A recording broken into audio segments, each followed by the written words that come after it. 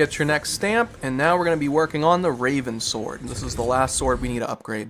Now head from the dining hall into the alchemy lab, and you're going to be looking on one of these shelves for an animal skull. This jaw right here is not the skull you're looking for. For my Easter egg, my skull happened to be over here on this bookshelf, and I ended up with the vulture skulls. And here's some other different spawn locations for the other skulls you can find. For my experimenting with this Easter egg, there are 12 possible animal skulls that you can find.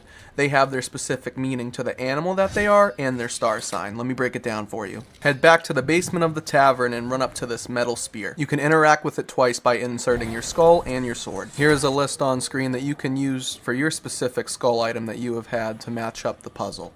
At this point, you should know what star sign you have from your skull. In my game, I had the two twin vultures, which is the Gemini. Now in this puzzle, you have two rings. You have an inner ring and an outer ring. The inner ring is for your air sign, and the outer ring is for your zodiac sign. With this graph, you can then match up your zodiac sign with your elemental sign for your zodiac. For me, I had the Gemini, so I have the air. After completing the puzzle, you will notice purple ethereal energy on the ground, and two orbs that are going to spawn in and follow you.